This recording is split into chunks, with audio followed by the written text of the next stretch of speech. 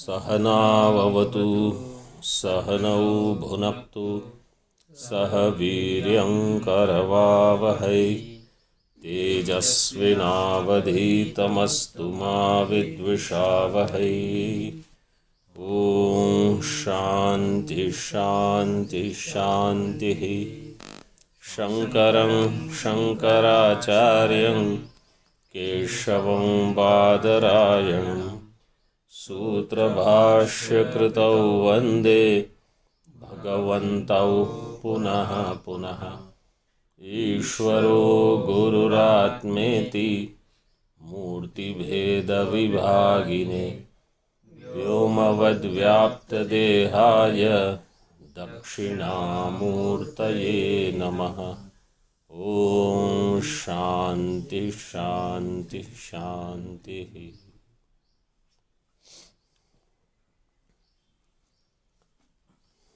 20 पृष्ठ पर 17वां मंत्र,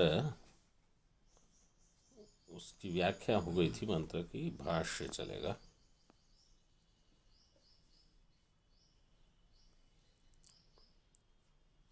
त्रिणाचिकेतः जो शब्द है, इसका अर्थ बताते हैं। सबसे पहले त्रिणाचिकेतः, त्रिकृत्वो नाचिकेतो अग्निः चितः चितो येन सह त्रिणाचिकेतः।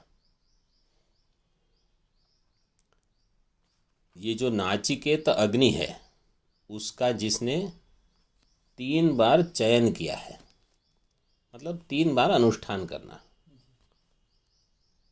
तो ये जो विराट है, उसका जो कर्म विधि जो बताई वो 3 बार करनी, और वो विराट में मतलब समष्टि स्थूल प्रपंच से जो विशिष्ट या उपहित चैतन्य है, उस चैतन्य में उपासना करना, मतलब उस चैतन्य की उपासना करना किसी भी उस अग्नि में। जैसे वो अग्नि जो है, ये सामान्य अग्नि नहीं है, ये अग्नि विराट रूप है, वो पहले आया ना पूर्व मंत्र में। इस प्रकार से इसी का और सूक्ष्म रूप क्या है? अहंग्रहोपासना। तो बाह्य अग्नि में विराट बुद्धि करना, उससे श्रेष्ठ हो जाएगा अहम में विराट बुद्धि करना। कि ये जो मतलब जो जो स्थूल प्रपंच दिख रहा है, इस स्थूल प्रपंच में एक सत्ता है। तो जहाँ जहाँ सत है वहाँ चित भी है। सच्चिद आनंद तो एक ही है। सत्य सत ही चित, चित ही आनंद। ऐसे वो चैतन्य मैं हूँ, जिसमें भाग त्याग नहीं किया है। बिना भाग त्याग किए, भाग त्याग मतलब कि इसका शुद्ध चैतन्य, मैं शुद्ध चैतन्य, ऐसे नहीं, वो तो ज्ञान हो जाएगा। उपासना मात्र, मतलब जो अहंकार है उसी को विराट समझना, मैं ही विराट हूँ। तो अग्नि में विराट बुद्धि करना, ये एक उपासना हो गई। और अहम में ही विराट बुद्धि कर लेना। तो समझो रोज आधे घंटे 45 मिनट ये ध्यान चल रहा है कि मैं ही विराट हूँ। फिर धीरे धीरे चलते फिरते भी यही ध्यान हो रहा है कि टहलने गए तो और कुछ नहीं, मैं ही विराट हूँ। ये बुद्धि जब बनती जाए तो आप समझ लो आपकी ये उपासना हो रही है। तो जैसे ही अहम कहा तो बोले अच्छा, मैं तो समष्टि स्थूल प्रपंच से विशिष्ट जो चैतन्य है वो मैं हूँ। 3 बार जिसने ऐसा किया है वो है त्रिणाचिकेतः। तो वहाँ तो 3 बार मतलब ऐसा नहीं कि एक दिन हो गया, कल दूसरे दिन 3 दिन, ऐसा नहीं होगा। ये 3 बार का अर्थ ये है कि जिसने लंबे समय तक ऐसे 3 अनुष्ठान कर लिए, वो है त्रिणाचिकेतः। तो त्रिही कृत्वा नाचिकेतः अग्नि चितो येन, 3 बार त्रिकृत मतलब 3 बार जिसने किया है, त्रिकृत्व जिसको कहते हैं, वो नाचिकेतो अग्नि, यहाँ दिया है द्वित्रिचतुर्भ्यः शुच, इस सूत्र से तो ये कृत्व शुच लगता है। नाचिकेतः अग्निचितः, वो है उस व्यक्ति का नाम क्या हो जाएगा? त्रिणाचिकेतः, क्योंकि इन्होंने 3 बार वो अग्नि चयन किया है। ऐसे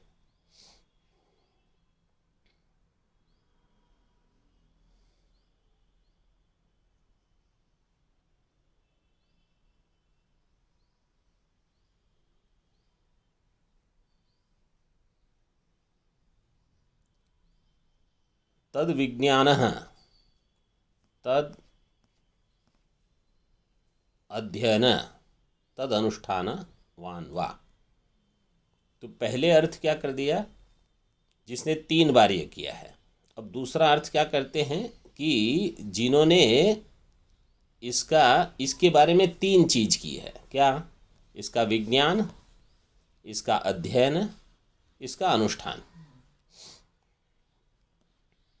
मतलब जिन्होंने इसका ज्ञान प्राप्त किया, एक। अध्ययन मतलब इसी विद्या का पारायण किया, मतलब वो जो वेद मंत्र हैं वो रोज उठ के समझो पढ़ते होंगे, तो कंठस्थ हो गए। फिर उसका अनुष्ठान किया, तो ये 3 हो गए। पहली बार जानना, फिर उसका पारायण, फिर उसका अनुष्ठान, तो ये 3। तो या तो 3 बार करना, या एक ही चीज में ये 3 विभाग करके। फिर त्रिभिही, अगला जो शब्द है मंत्र में, त्रिणाचिकेतः त्रिभिही संधिम एत्य, 3 बार संधि करनी है। अब क्या है 3? त्रिभी मतलब कौन है 3? देखो, मातृपित्र आचार्य ही, मातृपित्राचार्य ही, माता पिता और आचार्य, ये 3 से संधि। संधिम एत्य का अर्थ है प्राप्य। संधि का अर्थ क्या किया? संधिम संधानम संबंधम मात्रादि अनुशासनम यथावत प्राप्य इति एतत्।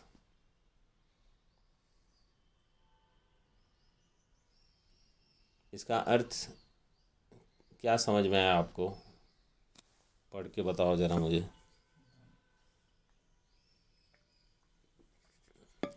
मतलब हिंदी में तो कुछ दिया ही होगा।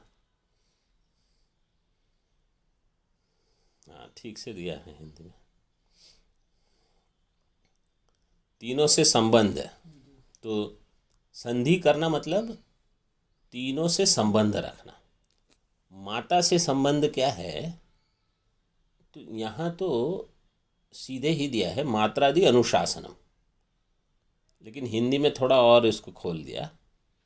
माता का अनुशासन हो मतलब जिन्होंने माता से शिक्षा ली है, फिर पिता से शिक्षा ली है, फिर आचार्य से शिक्षा ली है। तीनों से शिक्षा लेना। माँ से बहुत सीखते हैं हम, वहाँ क्लास नहीं चलती, लेकिन वो अलग प्रकार की शिक्षा होती है। तो उनसे क्या सीखना रहता है? जैसे सहनशीलता, ये हम जिसको तितिक्षा वगैरह कहते हैं ना, तो माता का तो स्वभाव ही है कि सब सहन करना। जो बड़े परिवारों में जो जहाँ रहती हैं, जैसे ये पहले तो परिवार कैसे होते थे, समझो 3 भाई हैं और 2 बहनें हैं, तो जहाँ विवाह करके स्त्री जाती है तो बड़ा परिवार होगा, सब साथ में रहते हैं, तो सबका सहन करना और बच्चों का भी पालन पोषण करना, जो सेवा रहती है सब करना, कोई बीमार है किसी का संबंध रखना है, सब माता का ये सारा काम है। उनसे सब सीखना रहता है कि देखो ये चुपचाप करते रहते हैं, आपको पता नहीं चलेगा रसोई में क्या गड़बड़ चल रही है, आप तो खेलते हो, वापस आते हो, भोजन का समय भोजन कर लिया, स्कूल का समय चले गए, वो सब संभालते हैं। कम पैसे हैं, घर कैसे चलेगा, वो चिंता वहाँ रहती है। ये माता का है सब, उनसे ये शिक्षा मिलती है।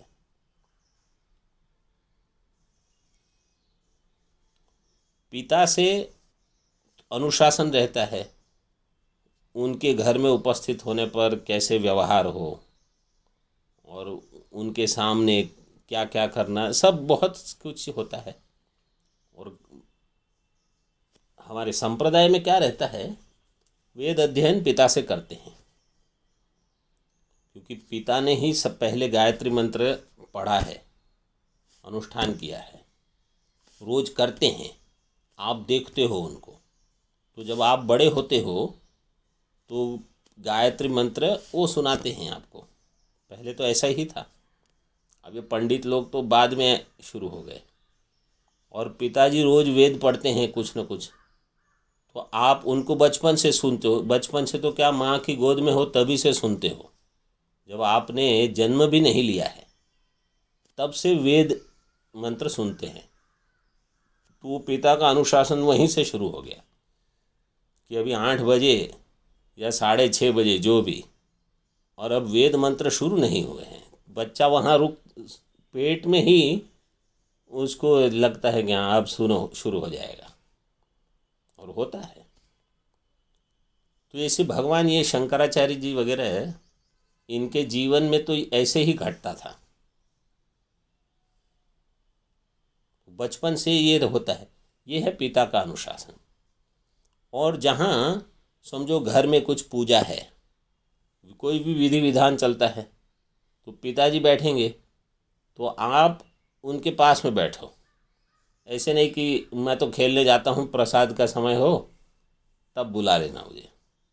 आप वहाँ बैठो, भले बीच में 2 बार उठना पड़े, लेकिन वहाँ बैठना पड़ेगा आपको।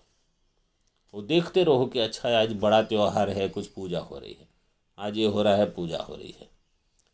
सभी लोग आके पिताजी को नमस्कार करते हैं, तो कुछ विशेष है आज। फिर सबको दक्षिणा मिलती है, ब्रह्म भोजन मतलब ब्राह्मणों को बुला के भोजन होता। ये सब शिक्षा पिता के अनुशासन से होती है। और तीसरा है आचार्य। वो तो अभी आप जानते ही हो, गुरुकुल में जैसे होता है, तीनों से संधि करके, संबंध बना करके अनुशासनम यथावत प्राप्य इति एतत्, यह है त्रिभिः संधिम प्राप्य। तो त्रिणाचिकेत त्रिभिरेत्य संधिम, इतना अर्थ हो गया। फिर तद ही प्रामाण्य कारणम श्रुत्यंतरात् अवगम्यते, यही प्रामाण्य कारण, मतलब ये तीनों आपके जीवन में प्रमाण हो गए, माता पिता और आचार्य। वो कहाँ से पता चला, बोले दूसरी श्रुति से, अन्या श्रुति ही श्रुत्यंतरा, उससे श्रुत्यंतरात् अवगम्यते, यथा मातृमान पितृमान इत्यादि है। अब ये भी देखो, मातृमान पितृमान शब्द, जैसे बुद्धिमान किसको कहोगे, तो सबके पास बुद्धि है, तो प्राचुर्य हो, या जिसका उपयोग ठीक ठीक समय ये कर सकते हैं, उनको कहा जाएगा ये बुद्धि। समझो आपने बहुत बड़ी विद्या प्राप्त नहीं की। एक दृष्टांत आता है, मुझे लगता है किसके बारे में है, कोई न्याय के ही आचार्य थे, छोटे बच्चे थे, तभी उनको, उदयनाचार्य ही है शायद, उनको कहा गया था अग्नि लेके आओ।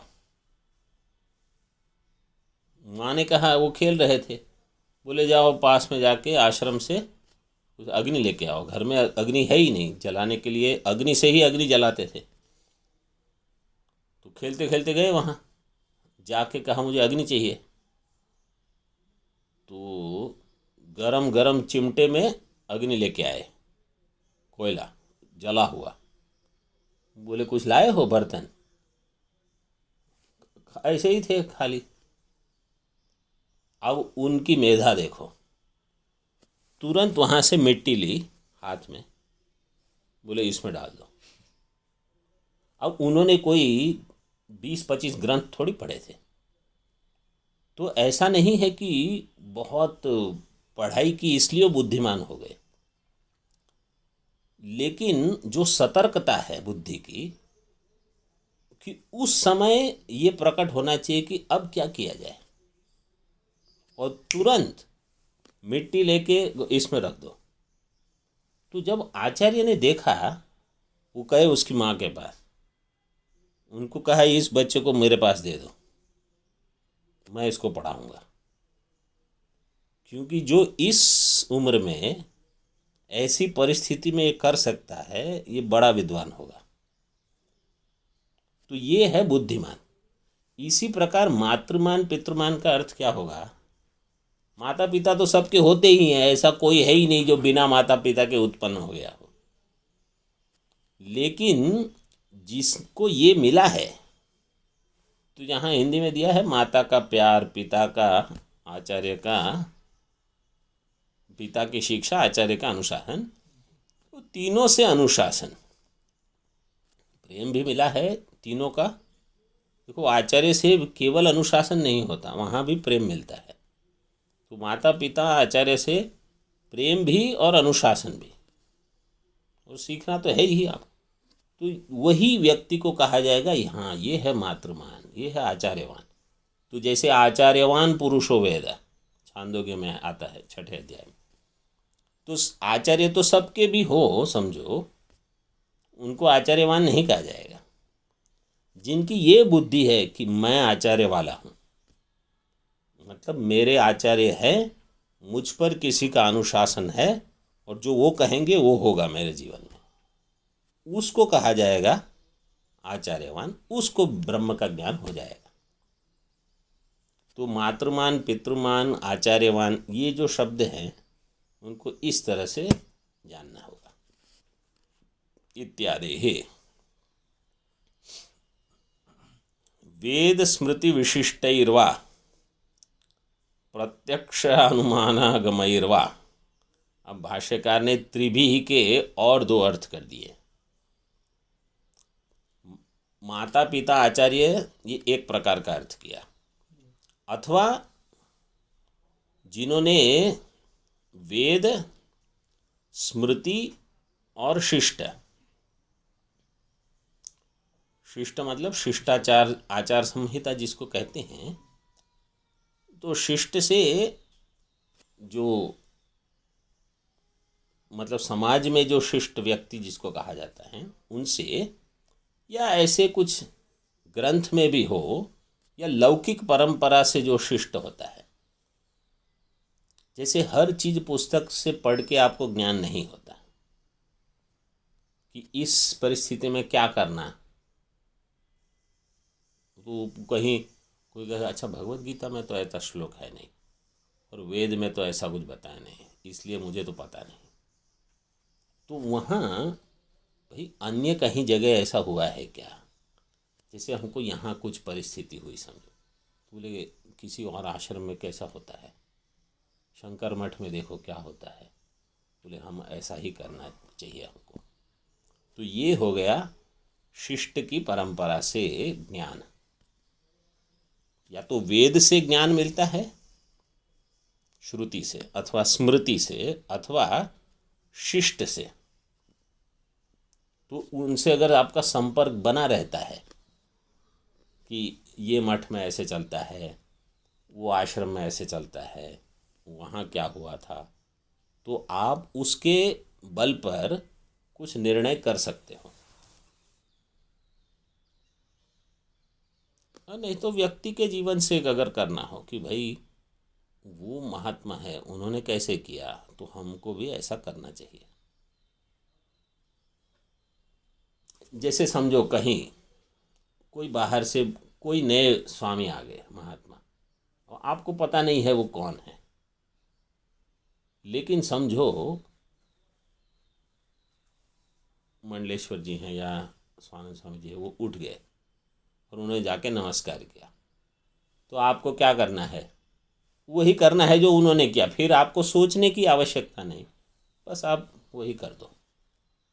तो ये है शिष्टाचार। और समझो कोई नहीं उठा, सब अपना अपना काम करते, मतलब ये ठीक है, आके बैठ जाएंगे, आपको कुछ करना नहीं। तो ये भी तीन है जहाँ से देखो, पहले माता पिता आचार्य, तो उनको क्या बताया? वो ज्ञान के स्रोत हैं, वहाँ से आपको ज्ञान मिलेगा और वो प्रमाण है। फिर कहा दूसरे विकल्प में वेद स्मृति शिष्ट, ये भी ज्ञान के स्रोत बनेंगे, इनसे भी ज्ञान आपको मिल सकता है, ये भी प्रमाण हो जाएंगे आपके जीवन में। तीसरा कहा प्रत्यक्ष अनुमान आगम, ये और एक तीसरे प्रकार से, अभी इसको तो आप जानते हो। तो प्रत्यक्ष से, अनुमान से, आगम से, ये है त्रिवी, तीनों से संबंध जिसने जोड़ा है, ऐसे संबंध जोड़ने वाला। तो तीन नचिकेता अग्नि का अनुष्ठान जिसने किया है और इन तीनों से संबंध जोड़ा है, ऐसा त्रिनाचिकेतः त्रिभिरेत्य संधिम, फिर त्रिकर्मकृत जन्म मृत्यु तरति। त्रिकर्मकृत, अब इसकी व्याख्या करेंगे। अच्छा हाँ, तेभ्यो ही विशुद्धि ही प्रत्यक्षा। सो इन तीन से क्या होगा? विशुद्धि होगी, अंतःकरण की शुद्धि होगी। ये प्रत्यक्ष है, मतलब ये सीधे दिखता है, स्पष्ट है। ये एक बहुत बड़ी चीज़ है।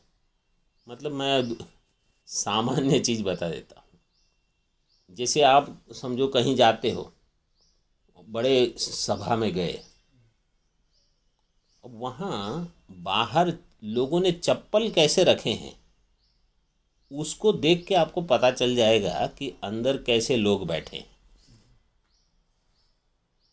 ये इन चीज़ों से ज्ञान हो जाता है बहुत कुछ।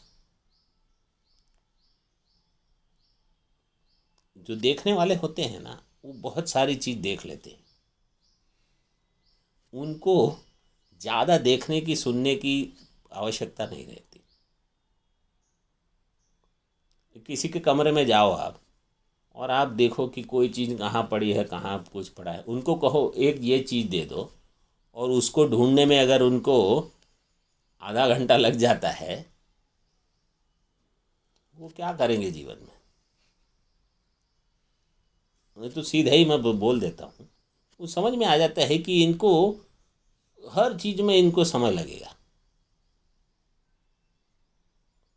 अब आपका कमरा है, आप वहाँ रहे, तो आपको तो पता होना चाहिए कहाँ क्या है।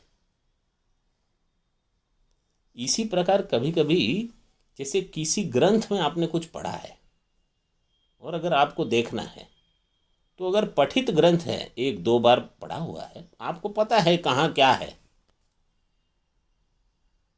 और अगर आपने ही पढ़े हुए ग्रंथ में अगर आपको याद नहीं आ रहा है कि कहाँ क्या है, तो ये आपको ही सोचना चाहिए कि मैंने क्या पढ़ा। तो सभी चीज़ों में ये बहुत होता है, क्योंकि मैं देखता हूँ कोई कोई महात्मा के चप्पल ऐसे छोड़ते हैं कि जैसे वो छोटे बच्चे उड़ाते हैं ना चप्पल, ऐसे। मैंने कहा ये देखो, ये ब्रह्म विद्या सीखने आए हैं यहाँ। तेभ्यो ही विशुद्धि ही प्रत्यक्षा, तो इन सब से विशुद्धि हो जाती है। मतलब ये शिक्षा या तो माता ने या पिता ने देनी चाहिए, वहीं से संस्कार बनते हैं। त्रिकर्मकृत, आगे देखो, त्रिकर्मकृत ईज्य अध्ययन दानानाम कर्ता तरति अतिक्रामति जन्म मृत्यु। ईज्य का अर्थ है यज्ञ करना, अध्ययन करना, मतलब अध्ययन का क्या अर्थ करोगे? वेद का पारायण। पुराने इस हमारे समाज में अध्ययन का अर्थ करते थे वेद पारायण। तो बहुत होता था वेद पारायण, मतलब 2.5-3 घंटे चलाते रहते थे वो, रोज़ वही के वही पढ़ना, और पुस्तक न देखना पड़े इसलिए वो ये घनपाठ वगैरह होते थे। तो आप कहोगे आगे ही नहीं बढ़ रहे हैं, ये घनपाठ होता था, जटा जटा पाठ होता है। तो ये करके आपने पूरा कंठस्थ कर लिया है। मूल जो होता है उसी के ऊपर घनपाठ जटा पाठ होते हैं। और क्या होता है, एक क्रम पाठ होता है, घन पाठ होता है, जटा पाठ होता है, और एक होता है। तो ये करते करते इन्होंने शास्त्र पूरा कंठस्थ कर लिया। हाँ, कौन सा होता है, संहिता पाठ। तो अलग अलग प्रकार से वो शास्त्र को अपना जीवन ही बना लेते हैं, इतना अध्ययन होता है। और दान है, तो दान तो जो दो प्रकार का समझ लो। एक तो चीज़ों का दान करना, वस्त्र, अन्न इत्यादि, धन, और नहीं तो विद्या दान, जो और कुछ नहीं दे सकते वो विद्या दे ही सकते हैं। तो 3 प्रकार की चीज़ों का कर्ता, त्रिकर्मकृत, इज्य अध्ययन दानानाम कर्ता, तरति अतिक्रामति जन्म मृत्यु। तो जिसमें ये सब हो, अग्नि का चयन, नाचिकेता अग्नि का चयन 3 बार हो, 3 चीज़ों से संबंध बना हो, चाहे वो माता पिता आचार्य हो, चाहे वेद स्मृति शिष्ट हो, चाहे 3 प्रमाण से, और जिन्होंने यज्ञ अध्ययन दान ये 3 किए हैं। ये यज्ञ अध्ययन दान है, ये बृहदारण्यक में मंत्र आता है, तमेतम वेदानुवचनेन ब्राह्मणाः विविदिशन्ति यज्ञेन दानेन तपसा अनाशकेन। 4:4:22 बृहदारण्यक का। तो उसमें क्या कहा है, वेदानुवचनेन वो है अध्ययन, यज्ञेन और दानेन, और तपसा उसको अलग से नहीं दिया है, यहाँ 3 दिए हैं। उनको करने वाला जन्म मृत्यु को पार कर ले जाता है, मतलब मोक्ष नहीं प्राप्त करता, लेकिन क्रम मुक्ति हो सकती है अगर उन्होंने वो विराट की उपासना अहंग्रहोपासना करके की है तो हो जाएगी। किंच ब्रह्मजज्ञम ब्रह्मणो हिरण्यगर्भात् जातो ब्रह्मजः। ब्रह्मजज्ञम का कल हमने अर्थ किया था, कर्मधारे ब्रह्म और ज के बीच में, नहीं, ब्रह्मज और ज्ञा में कर्मधारे। हाँ, ब्रह्मज और ज्ञ वो कर्मधारे, और जो सर्वम जानाति इति ज्ञः वो ज्ञानी। सर्वम मतलब सब कुछ उस विराट में ही है, इतना जान लिया, वो है ज्ञः। तो ब्रह्मजज्ञः ब्रह्मणः, ब्रह्मण का अर्थ किया हिरण्यगर्भ, हिरण्यगर्भात् जातः ब्रह्मजः मतलब विराट, हिरण्यगर्भ से विराट की उत्पत्ति होती है। ब्रह्मजश्च असौ ज्ञश्च इति ब्रह्मजज्ञः सर्वज्ञो ही असौ। तो यहाँ कर दिया है विग्रह समास का। तो जो विराट है और जो सब जानता है, ब्रह्मजः और ज्ञः, वो ब्रह्मजज्ञः हो गया। उस ब्रह्मजज्ञ को मतलब उस विराट को तम देवम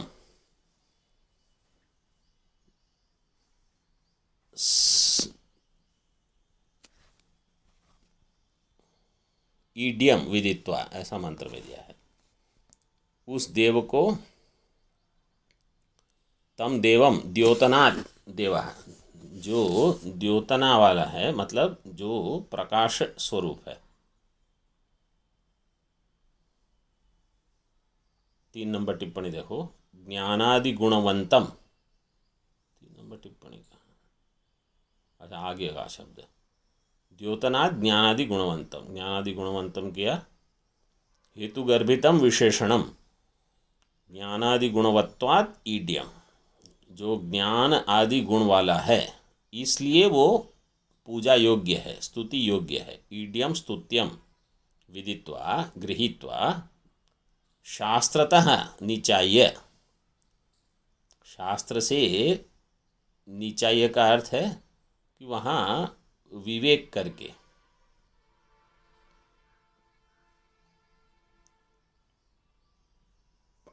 दृष्टवा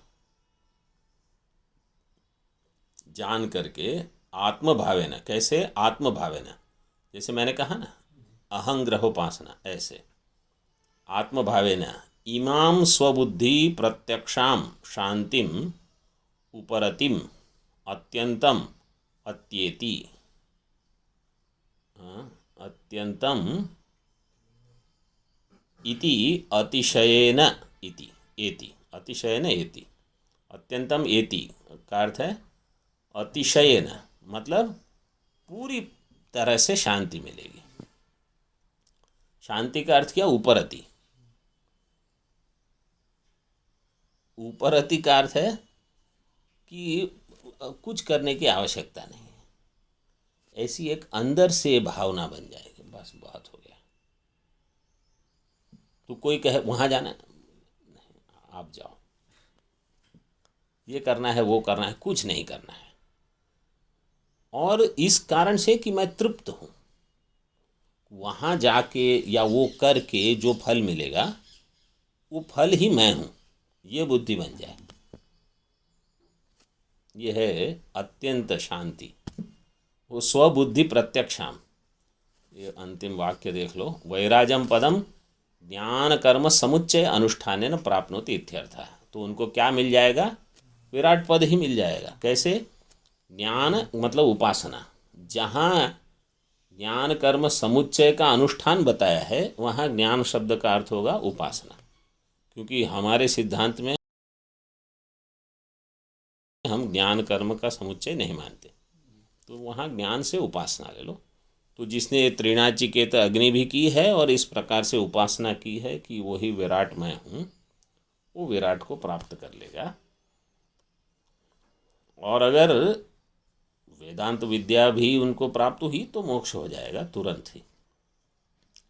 टीका बाकी है, इसको बाद में करना पड़ेगा।